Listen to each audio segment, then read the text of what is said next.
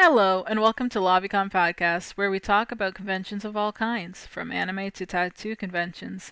We could even have conversations on work-related conventions. But till we get to that point, we're going to talk more about my experience at said conventions. My name is Jaden, and please enjoy the episode. Today we will be talking about a con I went to a little bit a while ago, probably 2011, 2012. I can't really remember exactly what year I went, but it was known as March Toronto Anime Convention, also known as MTAC. It has changed its name since. It is now known as March Toronto Comic Con. I am sad that it is not MTAC, but you know what? It can be what it wants to be. Whoever owns it can name it. I just liked it as MTAC because it was a lot easier to say MTAC rather than saying the whole, like, either MTCC or March Toronto Comic Con. Because if you say MTCC, it could also be Metro Toronto Convention Center. So it really, anyways, going on a tangent here. MTAC was held in the same building as Fan Expo, which is the Metro Toronto Convention Center, but it was and is still relatively pretty small, much smaller, I would say, than Fan Expo is. Fan Expo is basically the whole building, where MTAC was just the north building, and it was good enough for what it is, and it still kind of is the north building only. Now, this size was pretty good for the fact that I was still quite new to conventions. That being said, it was much different compared to NAF, North Anime Festival, which was held at a college in basically maybe three different rooms, and you can wander around the college as you pleased. Because it wasn't during, well, yes, there were classes, but there weren't a lot of classes happening at the time. At this point, before I actually went to the convention, I had made some more friends that I connected to and I could go to conventions with. I can't say who I went to the convention with, but I did not go alone. I probably went with one of my friends that was a photographer, if I'm correct. She was in college for photography, and I probably went with her. I can't really say. I'm drawing a blank at this point. It was so long ago. Like, we're in 2026 here, and like I said, I probably went 2011 or 2012. It's hard to say. But anyways, not only was there MTAC, there was also a con called DTAC, and that was December Toronto Anime Convention, which I don't think it's a thing anymore. It could be, it could have been changed to December Toronto Comic Con, but I don't think it's there anymore. Which it was in the same similar situation where it was just in the North Building, small con during December. It was a lot of fun. The convention itself, because of where it is right beside, well, not right beside, but it is not even, it's a 7-minute walk away from Union Station. And you can walk outside if you want, or you could take the skywalk because the skywalk gets you to the north building rather with the outdoor walk. It gets you to the, I guess, the south building or the east. I don't remember what it's called, but it gets you to the other part of the building easier than the skywalk would. That being said, it being so close to the GO train, aka Union Station, I didn't have to look for a hotel room. I didn't have to spend so much money on place to sleep, where I could literally just stay home, take the GO train that day, and then go back. Because this GO train ran for pretty long, and we enjoy that. And it's actually relatively cheaper than staying at a hotel, because all you have to do is just pay for a day pass, or you could go for the whole weekend pass, which I'm pretty sure is a little bit cheaper than the day pass. If you're going for the whole convention, then yes, do the weekend pass. But if you're going for a single day, then just do the day pass. Now, at the convention, there's a few things that I do remember the most about this convention, and that was the dancing, the constant songs being put on, people going and dancing at said songs, kind of thing.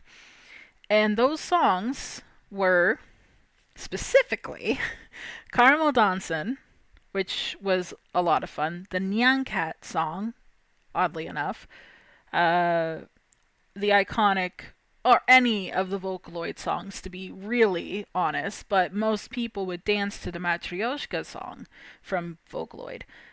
And of course, there was Psy's Gangnam Style. Now, I can't remember exactly when that was first originally, a thing.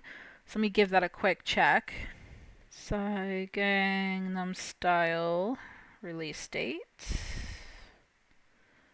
was. Oh, okay, yes. So, it wasn't in the time that I first started going, but the years after, before it turned into, MTCC, Psy's Gangnam Style was pretty much in the whole thing because it came out on July 15th in 2020 or 2012, my bad. So yes, it did become a thing where people would start dancing to it, probably more so at the later conventions after July kind of thing.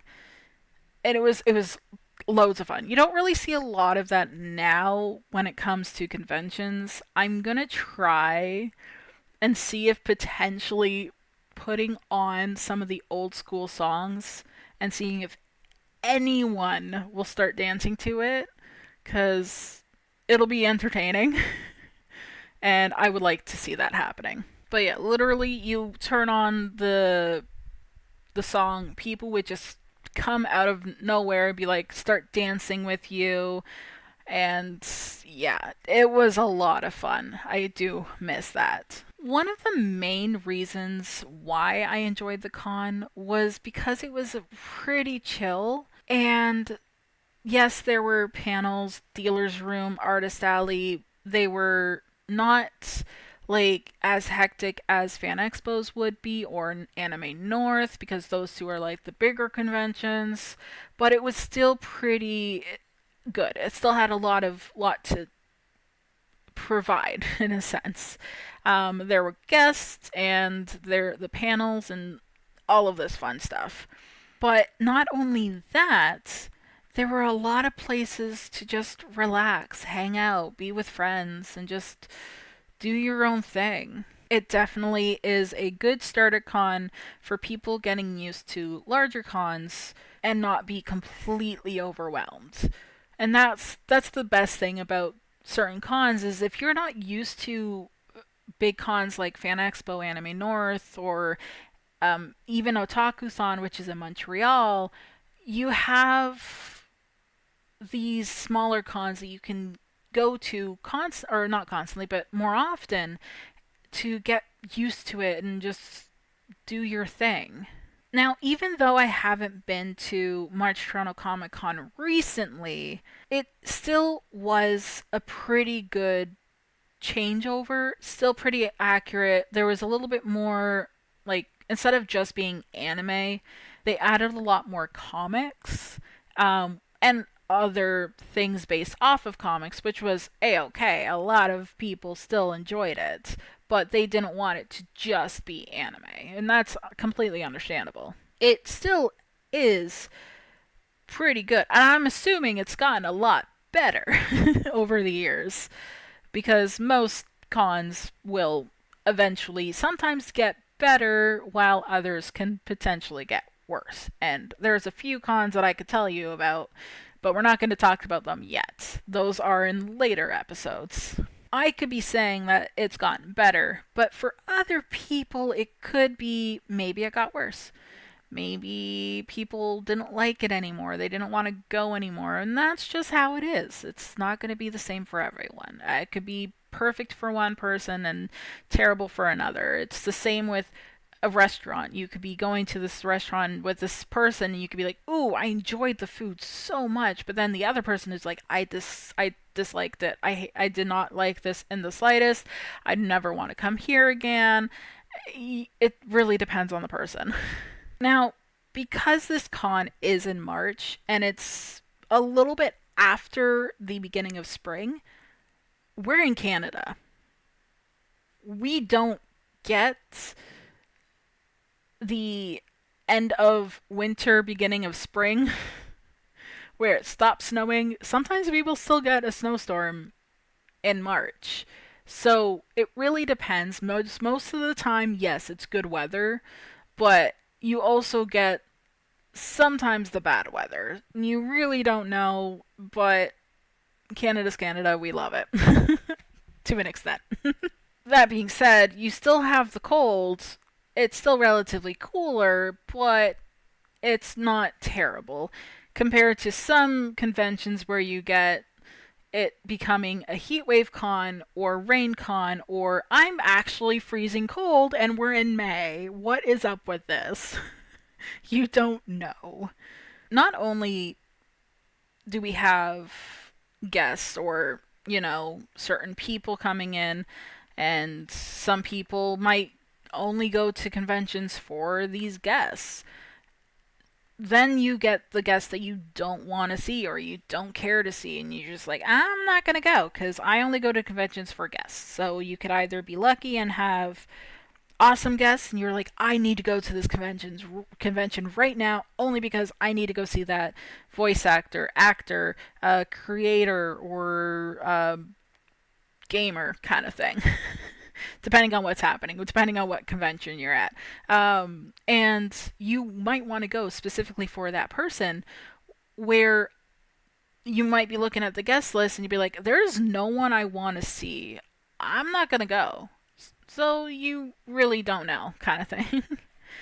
You might also just go for your friends. I'm a person that mainly goes just to hang out with friends that I don't get to see very often, because a lot of the times I have friends from like multiple different locations in Ontario, or even some in like Montreal, or not Montreal, just not just Montreal, but Quebec.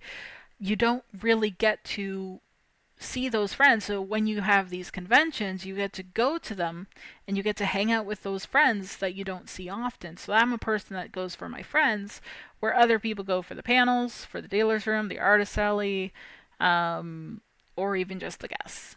One thing I loved about MTAC and, well, March Toronto Comic Con is right across the street from it, like beside it to, let's say if you're coming out of the north doors, it's right across from you. It's the Toronto Railway Museum, and it has a beautiful park and a lot of like different trains that you can actually, if they're open, go up into the trains and kind of explore it a little bit. They have that, and it's so beautiful. It's amazing for photos. As a photographer, I tend to look for the more aesthetically pleasing locations, and that is one of them. Going there and having photo shoots, hanging out with friends. If you don't want to be in the building, you just want to hang out outside, that is one of the best places to go to hang out, because there is a lot of places to sit, and also just if you want to sit on like actual benches, there are benches, if I'm correct. I'm assuming so. I'm pretty sure there is like kind of like a hill that you can chill if you want to hang out on the grass. And then there's a wall that is, I can't remember what it's called, but it's the wall usually that holds the ground from, falling off where the hill is. Anyways, recession wall, I think is what it's called. Anyways, I'm getting distracted by other things. But it is a beautiful place to go. Definitely good for photos, good for hanging out, good for just relaxing and getting away from the hectic inside convention. Now, there is one time that I went to this convention And I went with my friends, and I was cosplaying as Sasori, and we were all the Akatsuki people. And when we were there, and the picture is going to be you've been seeing the picture on the screen the whole time. We are literally on this train, little itty bitty small train that ventures around the park, and we're just sitting there, just like, acting as our characters, me being very monotone and be like, ugh, why am I here? And all of my friends being their characters, and we're just we just had to take a picture. And you could just, as we're going around, as people would recognize us, they're like, it's known as, it's or no wait it's they're like, it's the Akatsuki train. Oh my gosh, the Akatsuki are on that little train. And it was hilarious. It was one of the best. Honestly, cosplaying with Sasori with those friends, it was a lot of fun because we would always be stopped at every, like, every 5 minutes. We would be stopped, be like, oh my gosh, it's the Akatsuki. Like, it's a good chunk of the Akatsuki. We need to take a picture of this. Same with Anime North. It was even worse there. But we're not talking about Anime North right now, even though I keep going back to it. Um, Anyways, but yeah, so it's been on the screen the whole time. It's one of my favorite pictures, one of my most favorite memories when it came to March Toronto Anime Convention. Or at this time, I believe it was the March Toronto Comic Con, so my one experience that I enjoyed at MTCC. I definitely would recommend this convention as a good starter to going to a little bit bigger conventions without, going to the, oh my gosh, this is a crazy long, big convention with a lot of people in it. I definitely would recommend a 3D, this one kind of 3-day con, because it is a 3-day con. It's from Friday to Sunday. And this one is actually the next one, not this year's, but next year's, in 2027. It's going to be March 19th to the 21st at the Metro Toronto Convention Center in, of course, the North Building.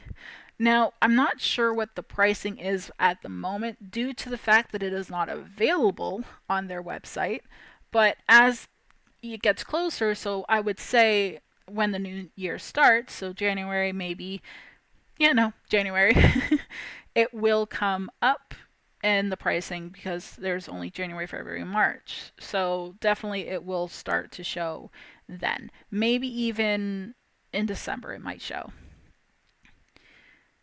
I just really hope that it still is a relaxing convention, that people are going to enjoy it. Maybe even I'll be going. You never, I never know. I might actually be able to go next year and be able to share my most recent experience with you guys and gals and non-binary pals. Sorry, had to. And I might even talk to other con goers. Maybe even talk to them while I'm there. Just get their kind of like 2 cents and whatnot. Might even do a podcast while I'm there in the lobby because it's LobbyCon podcast. I don't know. It's debatable of what's going to happen in the future of what I'm going to do with this podcast. And who knows, I might even start doing videos. I don't know. In the last episode that I did, or the very first episode I did, I ended up only finding apparently festival conventions, not actual, like, all of the conventions. So I found that there is one earlier than the Aurelia Comic Con. So if you're hearing this after that one, or if you hear it before the convention itself, awesome. If not, I'm sorry. But the next one in Ontario is the Sudbury Comic Con. It is on August 1st at the George Armstrong Community Centre and Arena on Church Street in Garrison, Ontario.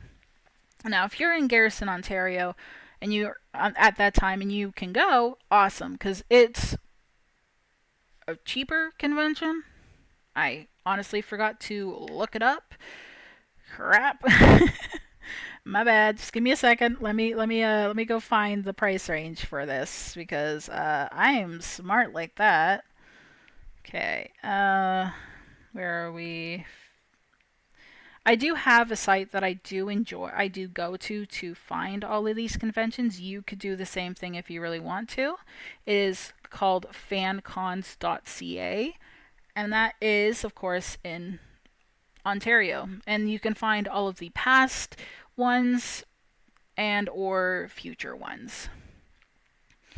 So this convention, the pricing is okay. So you have the advanced rates. So you would have the what you would pay for online. Advanced or ahead of time is $7.12. Of course, because it's online, you have the taxes probably. But anyways, and at the door rates is $10. This is a single day con.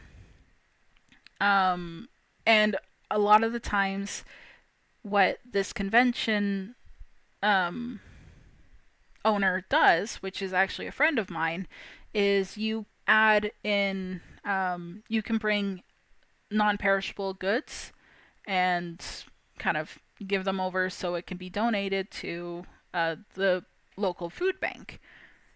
Of course, there are also the rates of for children, and I'm pretty sure it's 12 years of age and under. I could be wrong. If I am, I apologize ahead of time. But I believe it should be. Let me see. Yes, children 12 and under are free, making it the perfect family outing. But anyways, so that is going to be the next convention. That is on August 1st. There aren't any happening any more after in August or no, in July. My bad. Yeah, there's nothing else happening in July. So definitely check it out. It's the Sudbury Comic Con in Garson, Ontario at the George Armstrong Community Centre and Arena on August 1st in 2026. Now, thanks for listening, and I hope you enjoyed today's episode. This is Jaden in the LobbyCon podcast, and we are signing off.